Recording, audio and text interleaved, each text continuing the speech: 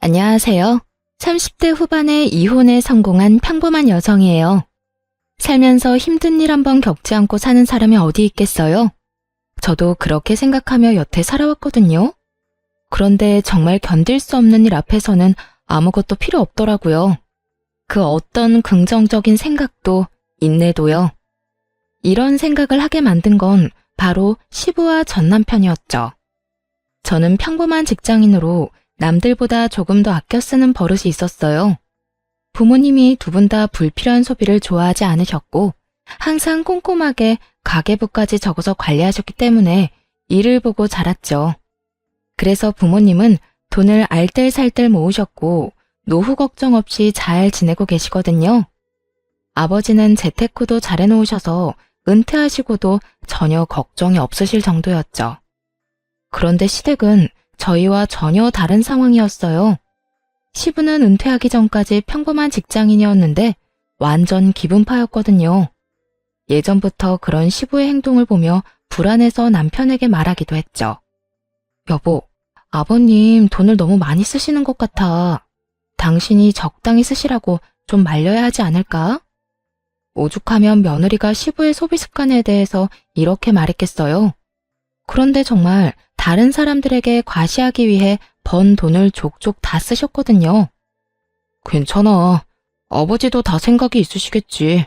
아무 생각 없이 저렇게 돈 쓰시지는 않을 거야. 반면 남편은 불안하지도 않은지 항상 저를 위로하면서 이런 말을 했죠. 노후를 다 대비해 놓으셨을 거다. 괜찮을 거다.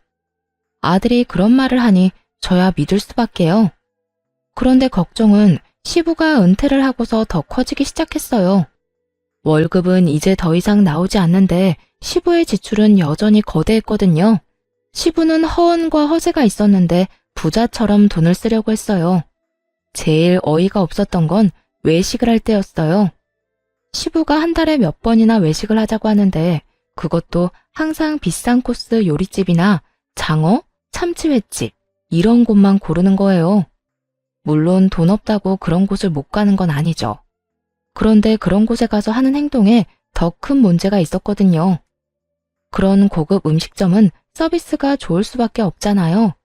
그런데 시부는 꼭 가게 직원들에게 돈을 쥐어주더라고요.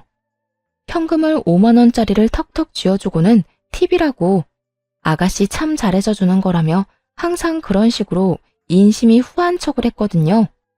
게다가 은퇴 후 식사비는 정작 우리가 내는데도 그런 식으로 직원들에게는 본인이 꼭 돈을 주며 주변 사람의 시선을 즐기곤 했어요.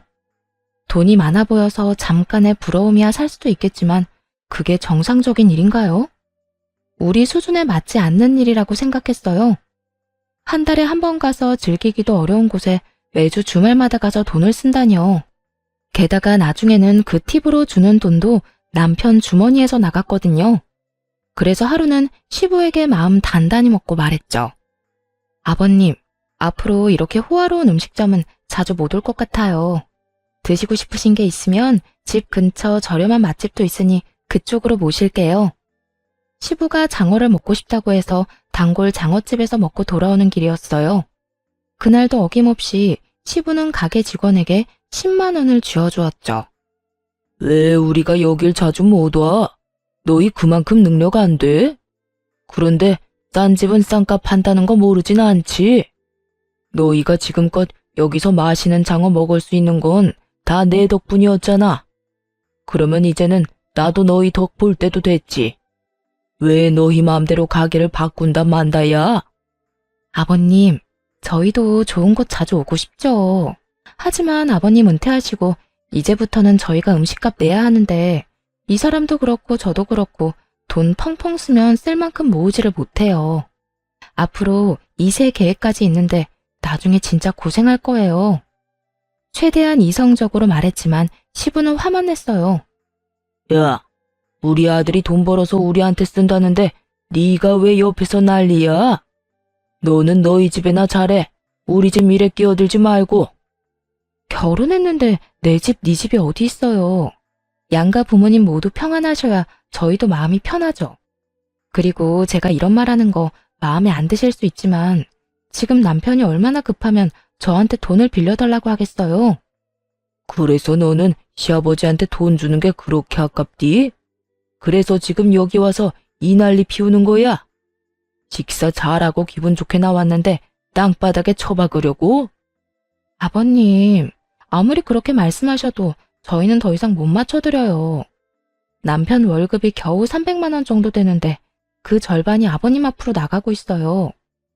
애 생각해서 미리 저축하는 건 꿈도 못 꾸고 있고요. 이렇게 여윳돈 없이 있다가 두 분 아프기라도 하면 어떻게 될 것 같으세요? 목돈이라도 필요하게 되면 진짜 난리 나는 거라고요. 한번 보세요. 남편 지출금의 절반이 아버님한테 든다는 거. 결국 월급 명세서와 지출비 내역을 들고 가서 확인까지 시켜드렸죠. 그렇게 하면 시부가 고민하는 척이라도 할 거라고 생각했는데 전혀 아니더군요. 시부는 도리어 더 화를 냈어요. 이딴 거 왜 보여줘? 자식이 부모한테 돈 쓰는 건 당연한 거지. 내가 돈 쓴 만큼 너희도 돈 쓰는 게 그렇게 아깝냐? 이래서 자식 키워봤자 헛수고라니까. 네, 그간 아버님 덕분에 비싸고 좋은 곳 많이 간 것도 사실이죠. 하지만 저희가 가고 싶다고 간 건 아니잖아요. 그리고 분명히 말씀드렸어요. 제발 소비를 좀 줄여달라고요. 이대로라면 아버님이 쓰시는 돈 저희가 고스란히 드려야 하잖아요. 그러니 걱정돼서 이런 말씀 드리는 거예요.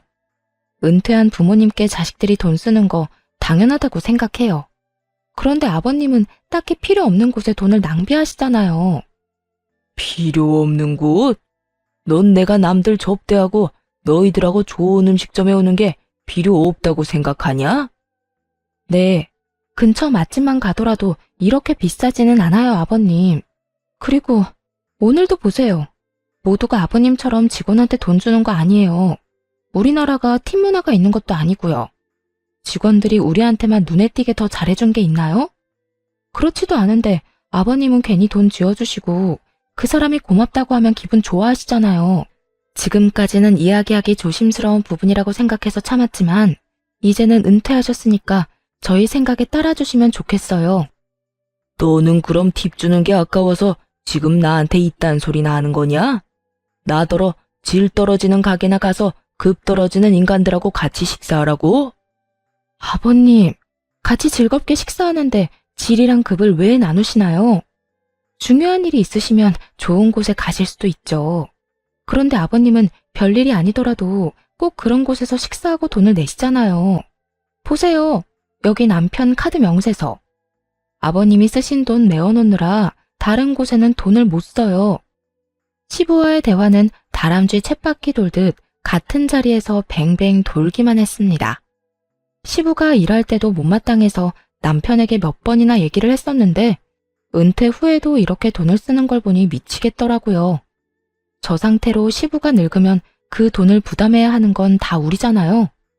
게다가 자식이 많은 것도 아니고 아들 달랑 하나뿐인데 그 아들에게 모든 노후를 짊어지도록 만드는 시부가 전혀 이해가 안 됐어요.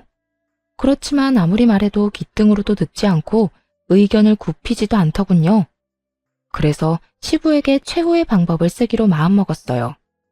아버님, 이것까지는 말씀 안 드리려고 했는데 이 사람 지금 빚까지 지면서 아버님 돈 갚고 있어요.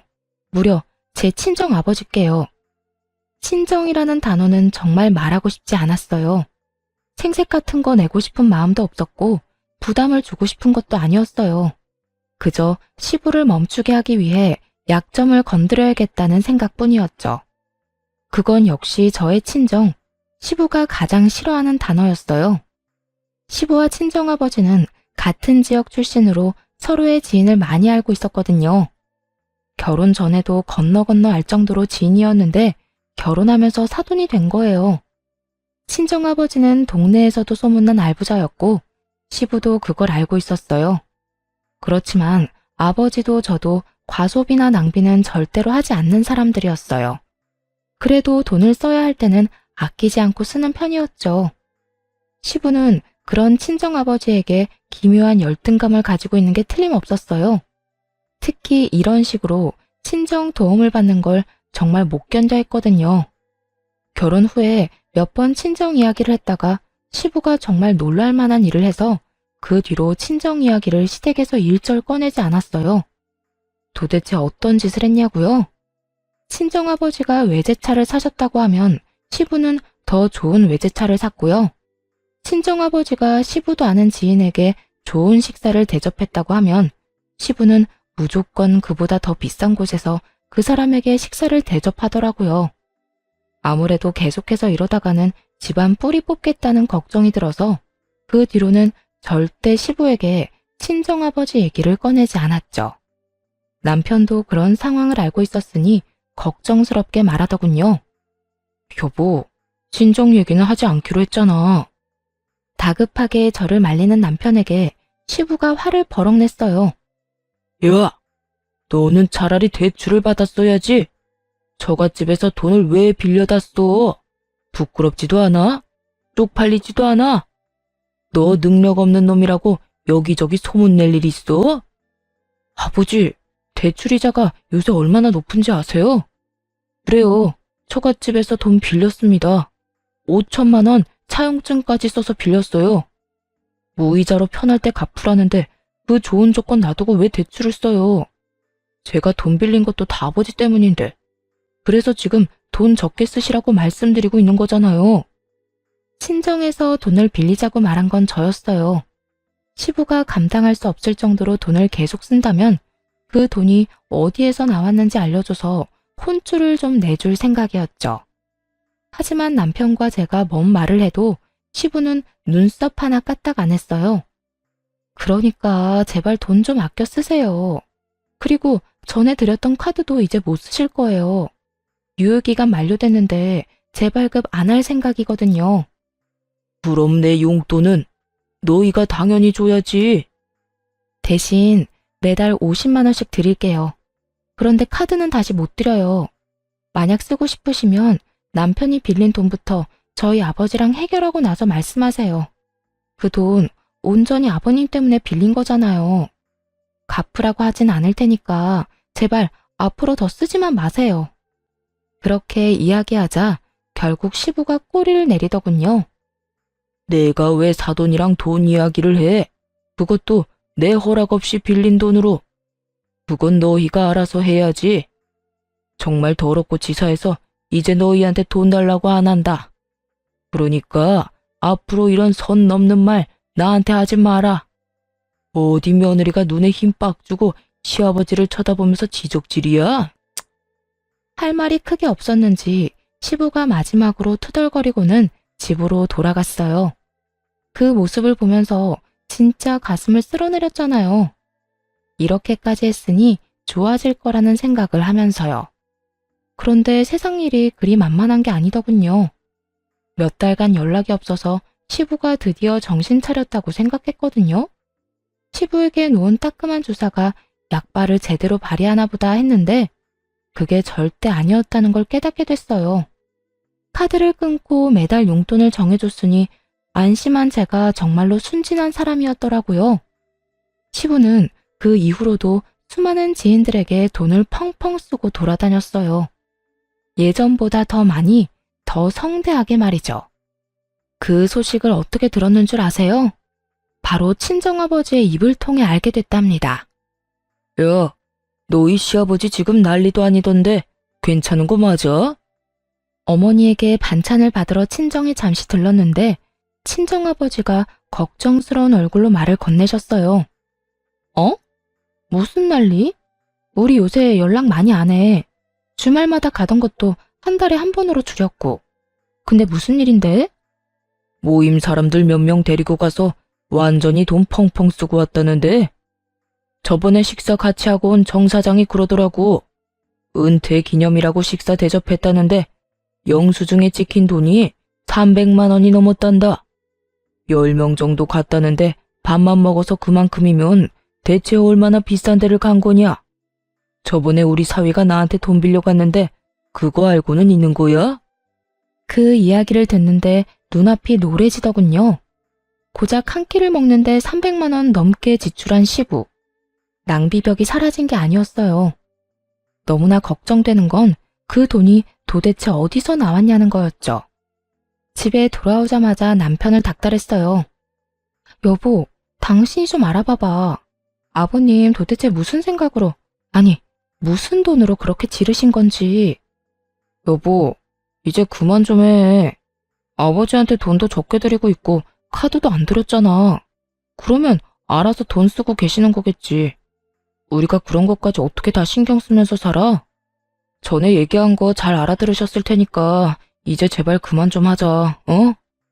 그걸 떠나서 아버님이 지금 돈을 너무 많이 쓰고 계신 거잖아. 하루에 300만 원 이상 지출이 나오는데, 여보, 이건 그냥 아버님께 맡겨서 될 일이 아니라고. 무슨 일인지 확인을 해야 해. 당장 어디서 그 돈이 났겠어? 대출이라도 받으신 거면. 걱정 그만하래도. 그리고 막말로 우리가 아버지 인생에 이렇게 간섭하는 거 그것도 좋지 않은 거야. 아버지 이해하려고 노력해야지. 왜 매번 아버지 하는 일마다 딴지를 걸어? 일이 한 번 터지면 너무 규모가 클 테니까 그렇지. 그래서 지금 확인도 안 해보겠다는 거야? 아버지 뒷조사는 좀 아닌 것 같아. 조금만 지켜봐주면 안 되겠어? 아버지도 생각이 있으시겠지. 솔직하게 말해서 신경 안 쓰고 싶어. 남편의 단호한 말과 행동에 기분이 상했어요. 이게 다 저 좋자고 하는 일이겠어요? 남편도 시부가 쓰는 돈 때문에 힘들어하니까 그런 거죠. 이런 마음도 몰라주고 남편은 귀찮다는 말만 하고 알아볼 생각조차 하지 않더군요. 시부에게 따로 물어볼까 고민도 했지만 그러지는 않기로 했어요. 나중에 문제 터지면 남편이 알아서 하겠지 하는 생각을 하기도 했고요. 솔직히 말하면 안일하게 생각한 것 같기도 해요. 그래, 알아서 해. 당신 집안일이니까 당신이 알아서 잘 해결하겠지? 나중에 일 터지고 나서 나한테 와서 뭐라고 하지 마. 알았어? 안 그럴 거야. 벌써 5천만 원이나 빌렸는데 내가 뭘 또 바랄 게 있겠어? 걱정하지 마. 다 알아서 할 거라니까. 그로부터 6개월이 지났을 무렵, 그렇게 호언장담하던 남편이 잔뜩 주눅든 얼굴로 부탁을 하러 왔어요. 그간 한 번도 시댁에 가보질 않았는데 시댁에서 난리가 났다고 하더군요. 여보, 우리 집 좀 도와주면 안 될까? 지금 집 완전 난리 났어. 본가도 난리고 아버지 차도 지금 다 난릴 판이야.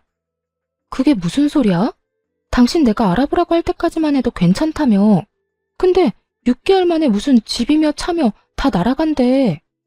아, 나도 이런 말 당신한테 하고 싶진 않은데 아버지가 또 사고 치셨어. 집이랑 자동차 담보대출 받고 신용대출까지 끝까지 받으셨대. 지금 빚더미 앉아서 집이며 차며 다 팔아도 갚을 돈이 안 돼. 아니, 당장 길거리로 나가게 생겼단 말이야. 대출금 연재돼서 집은 경매로 넘어가고 차 앞딱지 붙고 난리가 났어. 어떡해, 당신이 좀 도와줘. 내가 지금 이 상황에서 뭘 도와줄 수 있는데? 그래서 뭐 아버님 빚이라도 대신 갚으라고? 내가 분명히 얘기했지.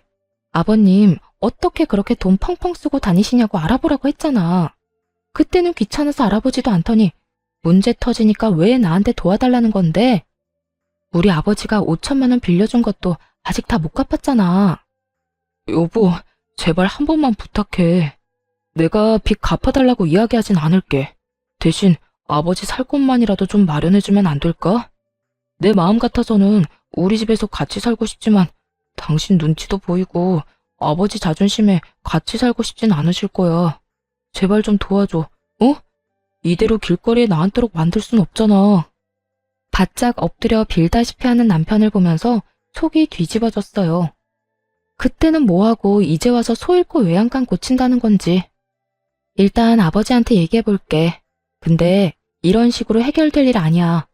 당신 아버지한테 따끔하게 이야기 좀 하라고. 이게 몇 번째야? 아버님이 바뀌셔야 이런 상황이 또 일어나는 걸 막을 수 있어.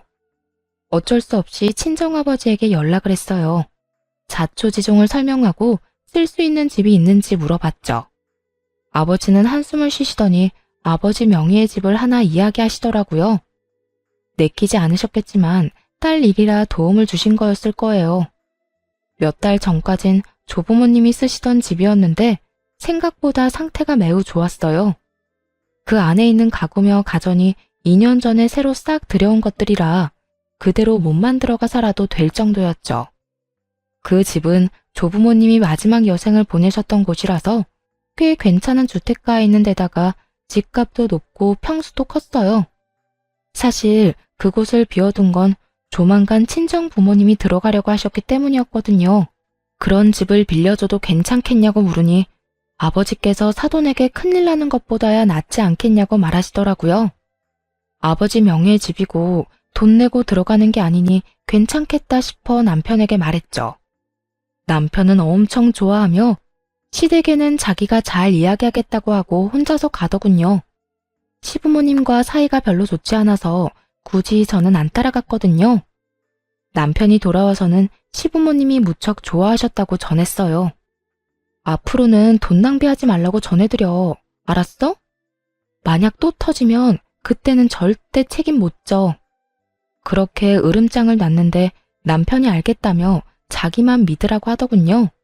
그런데 얼마 못 가 또 안 좋은 소식을 친정 아버지를 통해 들어야 했어요. 시부가 그 집으로 사람들을 엄청 초대한다는 거예요. 돈이 없으니 이제 집으로 사람을 초대하나 보다 싶었는데 어느 날 친정아버지가 화가 나서 저를 찾아왔더라고요.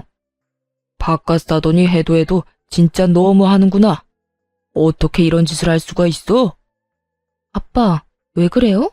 무슨 일 있었어요? 말도 마라. 내 지인들이 초대됐는데 그 집이 너희 할아버지 집인 거 아는 사람들이었거든. 지인들이 사돈이 많이 도와줘서 다행입니다. 라고 말 한 번 했는데 바깥 사돈이 이 집을 자기 아들이 샀다고 했다는 거야. 아닌 것 같다고 진실을 말해줘도 이렇게 좋은 집 산 게 부러워서 우리가 거짓말하고 다니는 것 같다고 했다지 뭐냐. 이게 도대체 무슨 일이야? 세상에, 시아버지가 그렇게 말씀하셨다고요? 그 집이 우리 거라는 게 거짓말이라고? 도움을 줬다고 고맙다는 인사를 받을 생각은 하지도 않았어. 너희 시아버지 쪼잔하고 괜한 열등감 가지고 있는 거 내가 잘 아니까. 그래도 힘든 사람 돕자고 한 일인데 이런 식으로 사람을 거짓말쟁이로 만들다니 어떻게 인간이 그럴 수가 있어? 그 이야기를 듣는데 너무 어이가 없더라고요. 남편이 무슨 돈이 있어서 그렇게 큰 주택을 마련했겠어요. 누가 봐도 빌렸을 게 뻔한데 아들이 산 집이 되다니. 게다가 문제는 시부의 허언증에 저희 부모님이 거짓말쟁이가 되어버렸다는 거죠. 그래서 그날 저녁 남편에게 따졌어요. 이야기해봐. 이게 어떻게 된 일이야?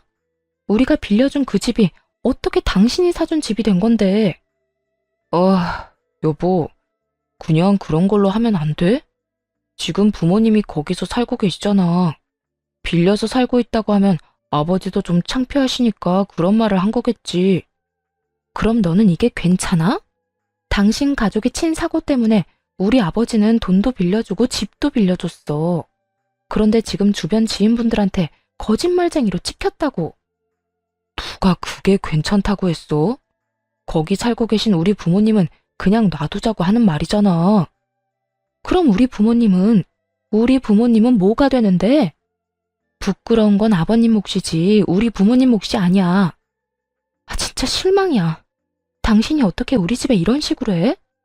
은혜를 원수로 갚는 것도 정도가 있지. 이건 뭐 원수가 아니라 아주 쑥대밭을 만들었잖아. 당신이 조금만 참아주면 안 돼? 아버지가 그 성격에 얼마나 눈치 보이고 답답하셨으면 그러셨겠어. 그러게, 돈을 누가 그렇게 펑펑 쓰래? 그 뒷수습은 우리 집이 다 했는데 결국 돌아오는 건 뒤통수다 이거지? 됐어. 나 이제 안 도와줄 거야. 우리 이혼해. 헤어지고 당신한테 빌려준 거 다 받아낼 거야. 그렇게 하면 우리 아버지 거짓말쟁이라는 소문도 다 사라지겠지.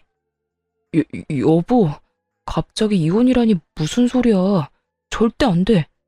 너무 감정적으로 굴지 마. 그런 소리해서 미안해. 내가 한 사람 한 사람 다 찾아가서 오해가 있었다고 설명할 테니까. 아니, 그럴 필요 없어. 생각해보니까 이렇게 하는 게 맞아. 언제까지고 친정이 당신 집안 뒤치다꺼리 해줄 수는 없잖아. 이제 그만하자. 여기까지 해.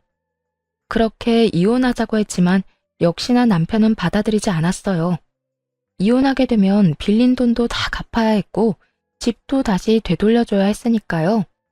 하지만 이미 정이 확 떨어져 버린 걸 어쩌겠어요. 마음이 초조했는지 남편이 사정하고 비는데도 바로 소송 시작했어요. 당신이 아버님 사고 친 거 수습하면 합의 이혼 정도는 할게. 그런데 수습도 안 하면 합의는 절대 없을 거야. 그리고 이혼하고 나면 내가 그 집에서 살 테니까 당신 부모님한테 다른 집 구하시라고 전해줘. 여보, 진짜 이럴 거야? 왜 이렇게 사람이 냉정해? 날 이렇게 만든 건 당신 집안 사람들이야. 내 탓을 하지 말고 당신 아버지를 탓해. 난 뒤통수 치는 사람들하고 가족 못해. 결국 이혼 소송이 진행됐습니다. 그동안에도 시부모는 연락 한 번 없었어요. 하긴 생각해보면 저와는 사적으로 연락한 적이 별로 없으니 그러려니 했죠. 곧 남이 될 며느리한테 뭐라 할 말이 있겠어요. 그런데 이혼 판결이 났는데도 시부모가 그 집에서 나갈 생각을 하지 않더군요. 전 남편은 연락을 받지도 않았고요. 설마 이대로 모르쇠 하고 놀러 앉으려는 건가 의심하는 차에 친정아버지가 모임에 가셨다가 노발대발하며 오셨어요. 그 인간들 골 때리는 짓 계속하네. 이번에는 생일잔치 한다고 우리 집에 사람들 초대했단다. 세상에, 무슨 낯짝으로 그런 짓을 해? 나가라는데도 안 나가고. 오히려 그 말을 듣고 이번이 기회라고 생각했어요. 그래서 생일잔치에 초대되었다는 분들이 그 집에 갈 때 따라갔죠. 집 안으로 들어가니 난리도 아니더군요. 전 시부 생일이랍시고 온갖 치장을 해놓고 조부모님의 텃밭마저 헤집어놨더라고요. 그리고 그곳에서 연락도 받지 않던 전 남편과 마주했죠. 당신이 여긴 왜 왔어? 내가 못 올 곳 왔어? 여기 우리 아빠 집이잖아. 나가라고 그렇게 말했는데도 안 나가더니 남의 집에서 잔치까지 해? 당신이 내 연락 다 무시하길래 여기까지 왔다. 왜? 당장 짐 싸서 나가? 그러자 전 남편이 급히 다가오더니 손을 붙들고 내보내려고 하더군요. 그때 전 시부가 나타났어요. 이게 누구야? 거짓말쟁이들 아니야? 우리 아들이 나한테 사준 집을 자기들 집이라고 우긴 사람들. 난 자네 가족은 초대 안 했는데 왜 여기 왔어? 꼴값 떨려고 왔어? 왜? 우리가 이런 좋은 집에서 사니까 배가 아픈가 봐? 전 시부는 진실도 모르면서 엄청 세게 나오더군요. 많은 사람들이 보는 앞에서 저와 친정 부모님을 욕보이고 싶었나 봐요. 주변 사람들도 아주 흥미진진하게 바라보고 있었고요. 거짓말쟁이? 아직도 그딴 소리 하는 거야? 그럴 줄 알고 나도 그냥은 안 왔지. 이거나 확인하고 이야기하자고. 그따위 종이 쪼가리가 뭐라고? 부러우면 그냥 부럽다고 말해. 여전히 말이 전혀 통하지 않더군요. 결국 친정아버지께서 경찰에 신고했어요. 예, 지금 제 집에서 사돈 양반들이 안 나갑니다. 딸이 이혼 전에 시댁에 잠깐 빌려준 집인데 나가라고 해도 안 나가네요. 전 시부는 그 모습을 보더니 그제야 의심이 든 모양이더군요. 급히 친정아버지 손에 들린 종이를 낚아챘어요. 그 종이가 뭐였냐고요? 이 집 주소로 된 등기부 등본이었죠. 거기엔 당연히 친정아버지 이름이 적혀 있었고요. 이거 거짓말이지?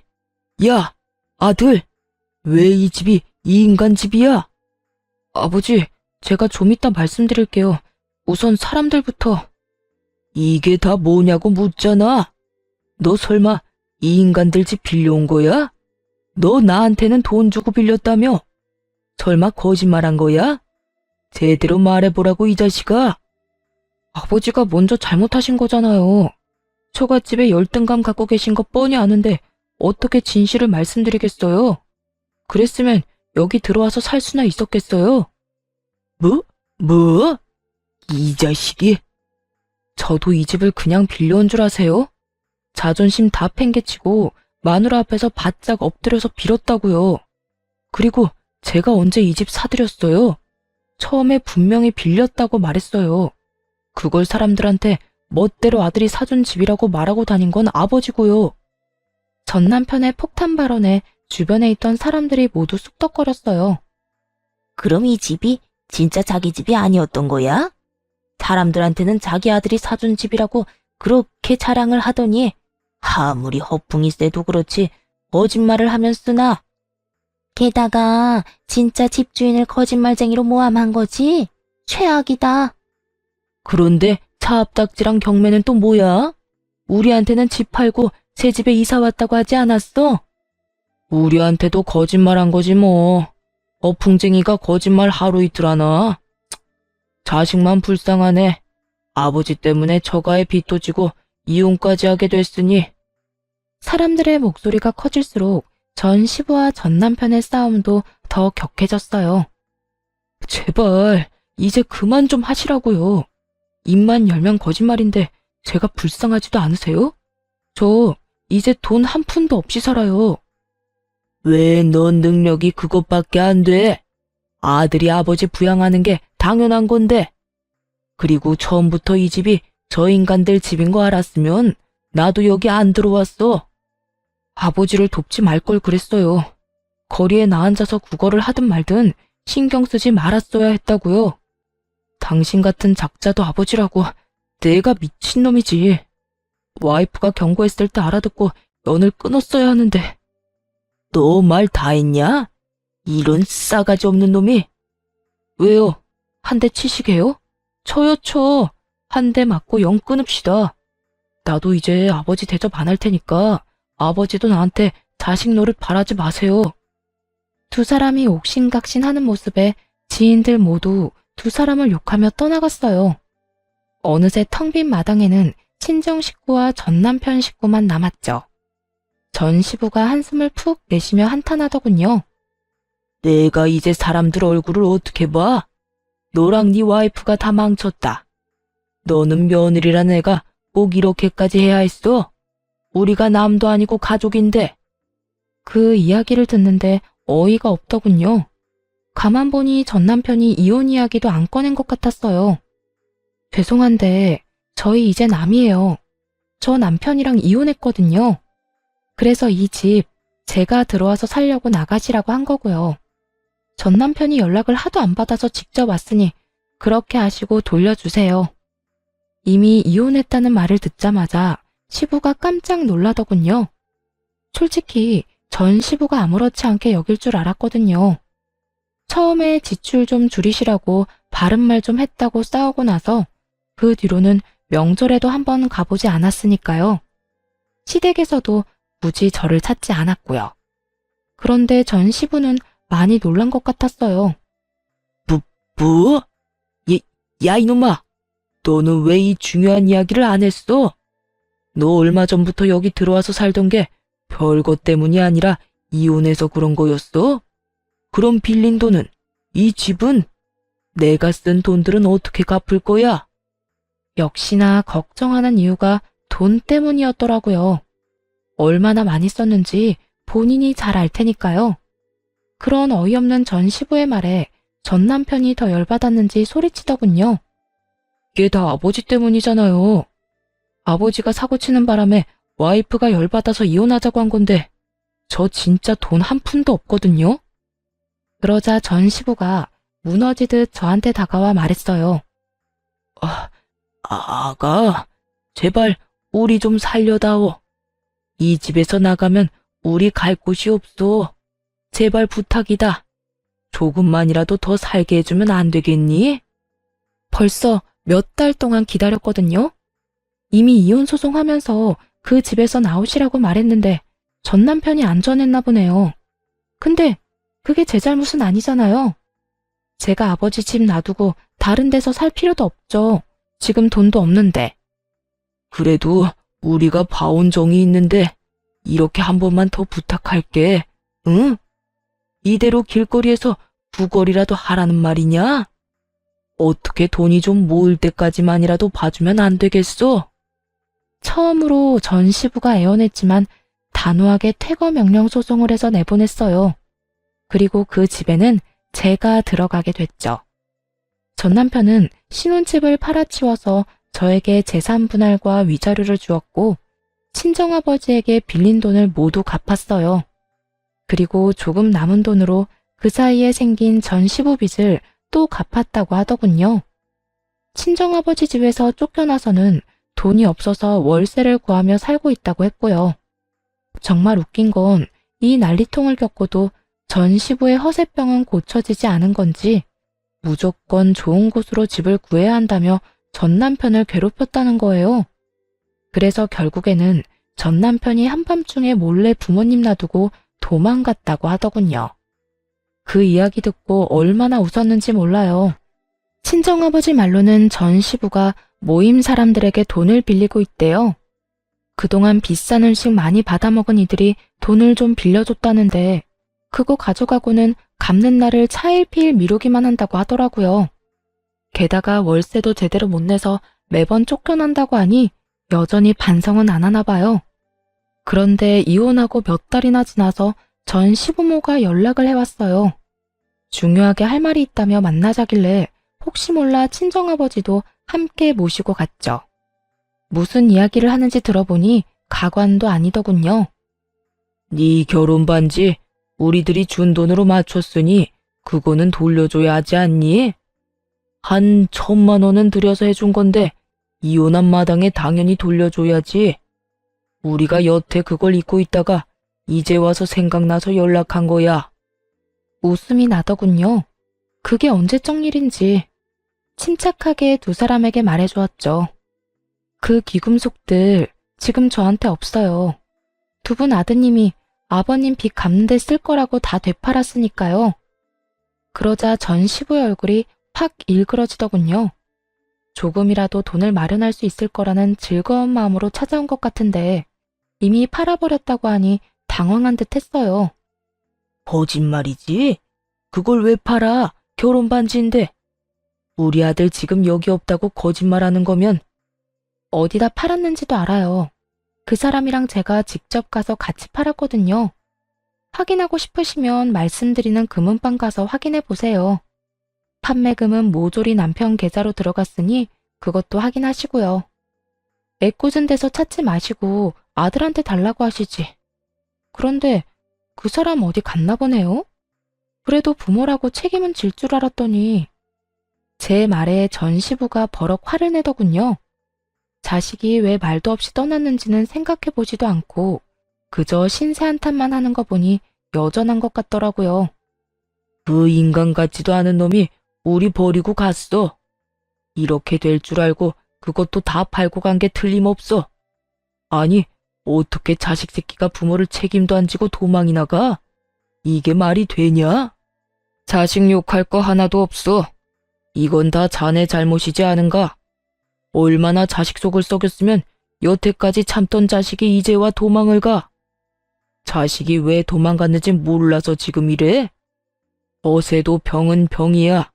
이러니 자식이 못 견디고 치를 떨며 떨어져 나간 거지. 정신 좀 차려. 언제까지 이렇게 살 거야? 친정아버지의 따끔한 말에 전 시부는 아무 말도 못하더군요.